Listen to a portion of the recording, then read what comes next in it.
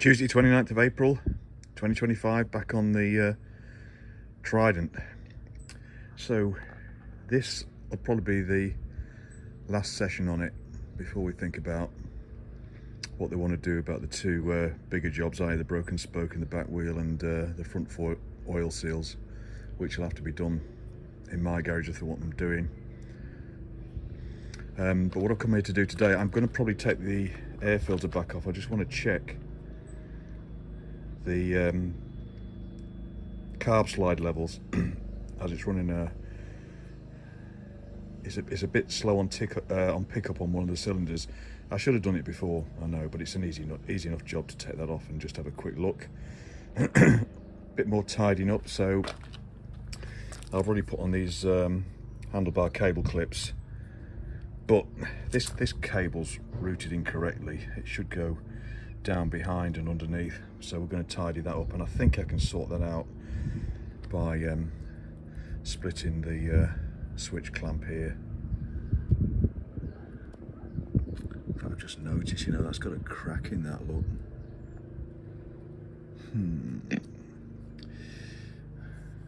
Oh well, I'll point that out. And then the other thing is to see if we can get the oil pressure warning light working. I'm tracing back the wires at the minute, but I did have a spare switch in stock if we need to, you know, just swap that out and see if it is the switch, which it might well be. And then a bit more cleaning, to be honest, and polishing the rear hub that we've now stripped of its horrible peeling spidery lacquer. Got a bit more polishing to do on this side. Engine cases could do with a bit of a polish, but yeah, looking a lot tidier. Right, let's crack on first then with rerouting the wires from this switch. Thicko here has just realised that he can't thread that through underneath the bars. So what I'm going to do is I'm going to take the headlight off and take the bullets out at the other end. We need to have a look behind the headlight anyway and do a bit of tidying up. And while we're at it, I understand why people put the insulation tape around the bars here. It's a good move, but it's a bit untidy, so we'll sort that out as well.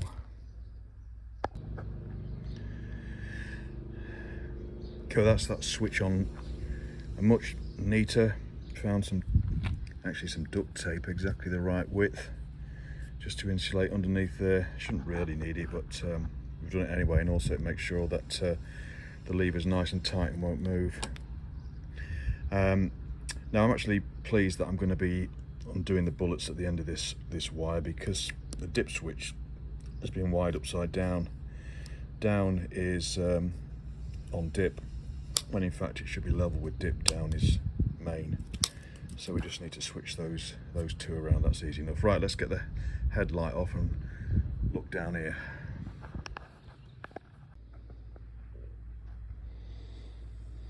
Okay, so this is the bundle that we want. Now actually that's been wired correctly there. Yeah, red blue to red blue, blue white to blue white.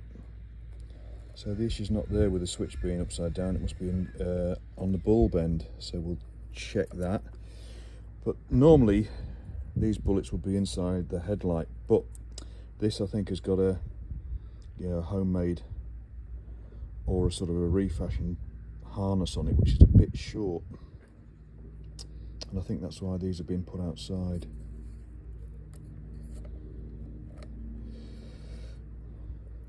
We need to undo all these anyway to reroute this grey wire, but the good news is that all these are standard colouring and they're all matched, so that's good news. Right, let's do that first, and then we'll go inside the headlight and check the bulb wiring. Well, doesn't that look so much tidier? Okay, wire rerouted down the bottom there as it should, and into there. This one's the same, that was already good. Also just turned this pipe around, it was sticking out here and going down. Just routed it down, did a bit of cleaning up. Much better. Right, into the headlight. Well, you can't see anything, but I've finally got it. So it's now dip beam when the switch is in this position, and when you put it down it's main beam, and when you put it down in main beam, the main beam warning light is on rather than on dip as well. So it's just a case of switching a few wires around, but I had to trace them back. And unfortunately it's all this lot under here. It looks a bit untidy under there, but I can't get them in the headlight because the loom's too short. But anyway, it's working. The bulb connector, the main bulb connector, main beam, high beam, etc., is an aftermarket to suit what probably is a halogen bulb in there. But anyway, it's working okay, although the connector was a little bit dodgy. Right, onto the oil pressure warning light switch. Before I take the original switch out of the engine, as I've got a spare out of stock with me, I just thought I'd pull the cable and do a quick test like this.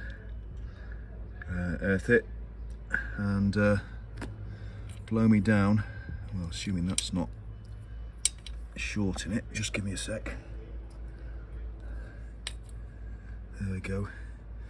So that's earthed with its cable on. You won't be able to see this very well, but anyway. Light on.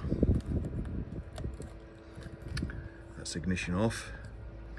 And then if I turn the ignition on, the light's on. You won't be able to see it very well. The sunlight's here, sorry. And if I take it off its earth, you can just about probably see it. Take it off its earth, it goes out. There you go. Right, so it's the switch. Just letting it warm up a bit, but I have ridden it up and down the private garage courtyard here, and it's not too bad. The clutch is working okay, but it's very heavy, not very progressive, so I think it needs adjustment. So we're going to have a look at the neck next. And the oil pressure light warning light isn't on, but we're going to stop the bike.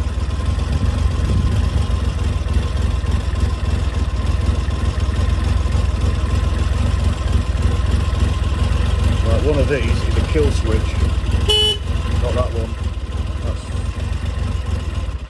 There we go.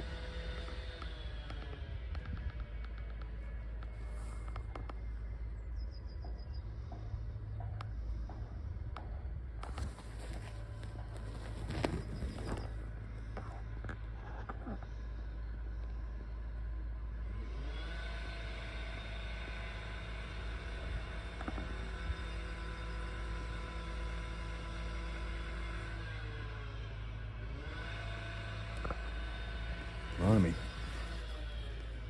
Does that come on without me seeing it?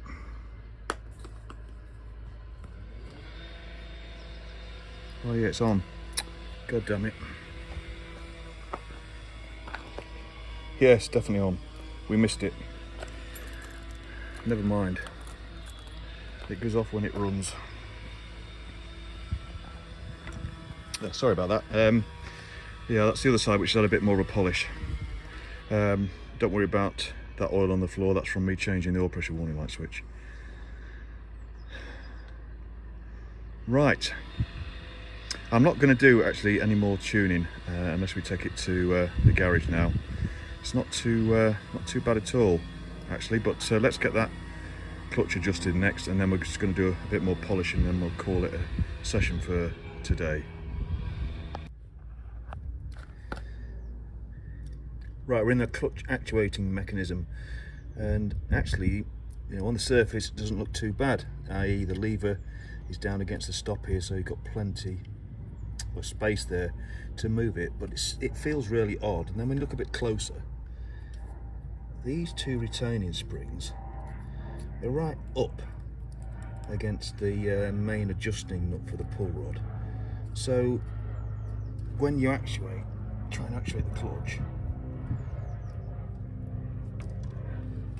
it's actually, you're going against pressure exerted by these. Also, I noticed as well that there's a tab washing machine there, which is a bit of a problem. But let me just move these out a bit further, and then we'll check the adjustment on this, because I can't at the moment, because that nut is wedged between these two retention springs. Right, now we've got a bit of a gap between the springs and that nut. The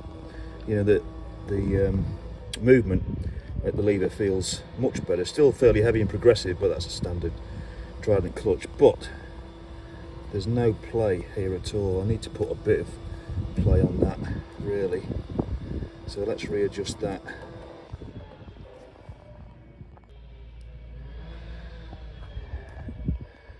Right, I've adjusted it, so this will now turn with my fingers just. Yeah, there we go. So it's tight. There's supposed to be a gap, I think, of 1/4 thou in there, but then the clutch never works properly, and you have to back it off a bit. I'll probably put that a little bit too tight. Let me just adjust it back at the handlebars a bit to give it a bit more slack. I mean, the feel on it now, it's progressive, but it doesn't try and fight you. That's much better. That's it. And that's turning, yeah, by hand. Maybe a little bit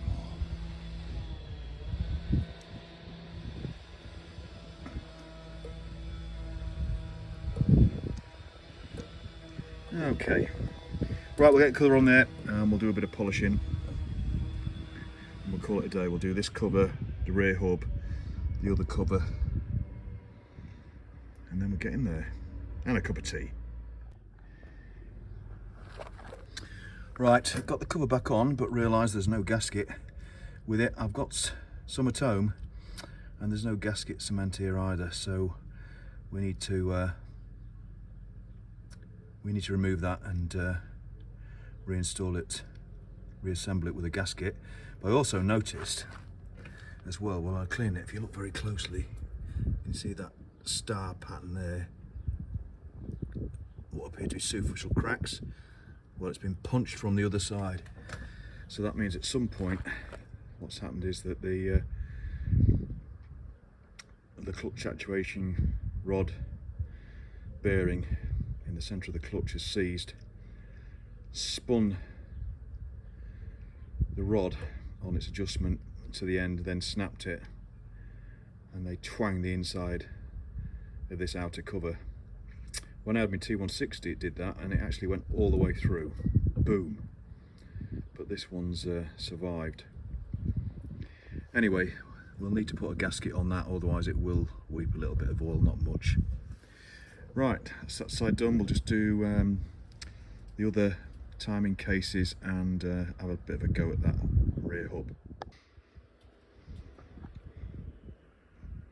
Well, we're getting there. So timing cases, rear light, polished up a bit. They can take a lot more. Hub, not really polished up yet, cleaned a bit more. That needs a lot more yet. Might help if I get my shadow out of the way. But this is getting to be a rather attractive bike. The colour's beautiful. And somebody's commented on the post, the scallops have been done really well on the tank. But it's a lovely metallic lilac. Of course, in the shadow area, on the shadow side, it'll look even better, although that engine primary case has come up a lot better than the other side. But yeah,